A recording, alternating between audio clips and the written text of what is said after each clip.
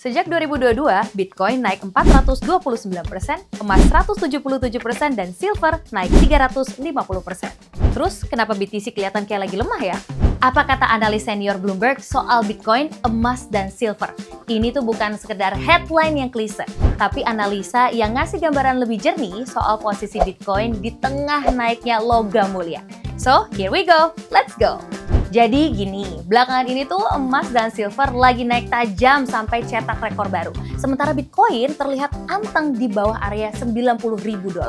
Banyak orang yang langsung bilang, wah investor pindah ke emas nih. Eits, tapi analis Bloomberg buka suara nih. Dan katanya ceritanya itu gak sesimpel itu guys.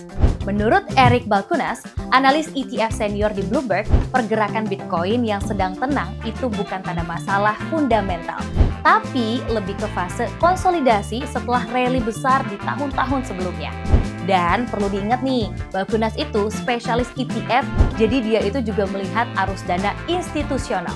Dalam beberapa tahun terakhir, area masuk ke ETF Bitcoin jadi salah satu faktor besar yang mendorong kenaikan harga BTC.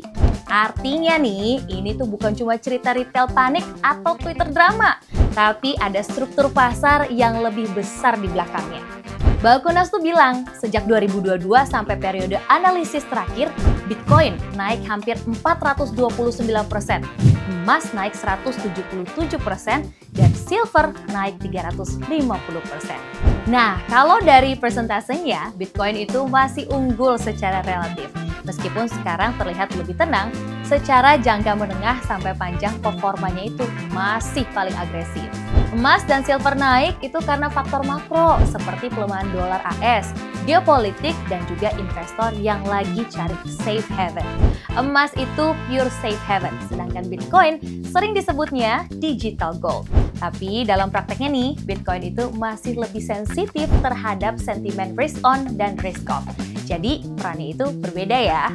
Kalau melihat siklus historis, Bitcoin tuh emang sering mengalami fase konsolidasi setelah rally besar. Market itu nggak naik lurus terus, ada fase istirahat sebelum trennya terbentuk lagi. Dan dalam strategi investasi global, emas dan Bitcoin itu seringkali bukan saling menggantikan, tapi bagian dari strategi diversifikasi yang berbeda. Ini tuh bukan soal siapa yang lebih kuat hari ini, tapi siapa yang kuat dalam gambaran yang besar. Koreksi Bitcoin sekarang bukan berarti harapan itu habis, tapi bisa jadi market lagi menarik nafas. Jadi Bitcoin itu kalah dari emas atau silver?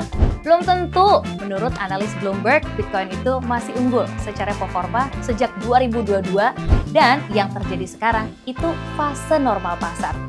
Ingat ya guys, di pasar kripto itu yang penting bukan cuma harga hari ini aja, tapi siklus dan juga struktur besarnya. Dari awal sampai akhir video ini, Indodax itu cuma bahas data dan analisa dari sudut pandang analis Bloomberg ya. Jadi ini bukan ajakan untuk membeli ataupun menjual aset tertentu. Kita hanya bahas konteks pasar supaya kamu nggak gampang kebawa narasi saat market lagi panas.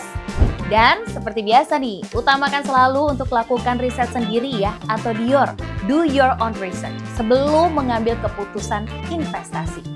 Oke, jangan lupa like ya, komen, share, dan juga subscribe buat dapetin informasi kripto terbaru dari Indodax. Minum kopi, baca koran. Judulnya Bloomberg Soal Keuangan. Bitcoin sekarang bukan cuma sekedar sorotan, tapi soal siklus dan pergerakan. Sampai jumpa ya di video edukasi WeCryptopedia berikutnya. Ciao!